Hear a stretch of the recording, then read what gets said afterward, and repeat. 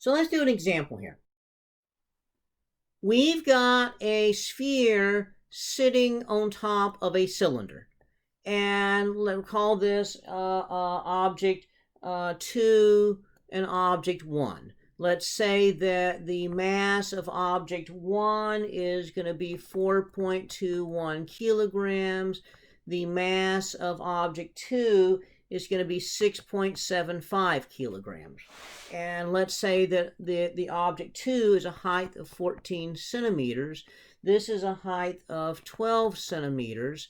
And so I want to find the center of mass. So you look at it and say, oh my gosh, this is going to be complicated. As a complicated sort of thing here, because it's a three-dimensional system. So, gosh, it's an extended object. So we know that the y of the center of mass is going to be basically the integral of the y dm over the total mass. Okay. And so the YCM here is going to be the integral. Well, wait a minute. This is not that bad, because what this means is that this is not bad because an integral is a fancy sum. Integral dm is just m, so that's going to be the total mass, m1 plus m2.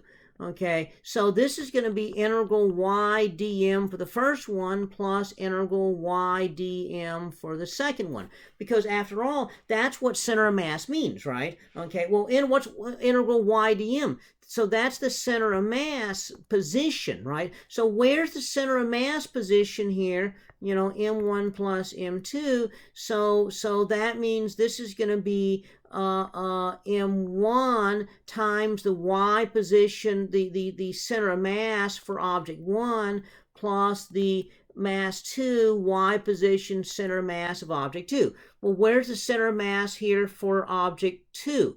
Well, that's going to be 7 centimeters up. Where's the center of mass for this one? Well, it's going to be 14 centimeters plus 6, so that's 20 centimeters up. So that means that the YCM here is just going to be equal to the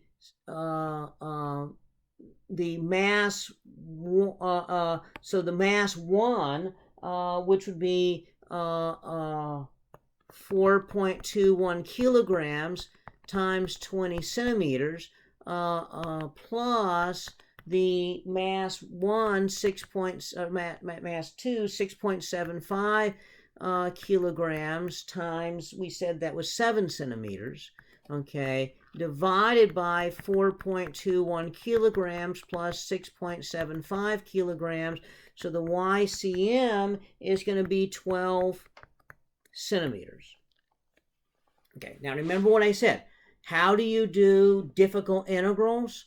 Not by trig substitution, not by parts, not by any of those other things they teach you. Okay, you do difficult integrals by method of avoidance. Well, we avoided doing it because we realized what the integral really meant. And so this is the integration by method of avoidance, and it's just like, oh wait, this isn't easy, this is not really all that hard. This is easy.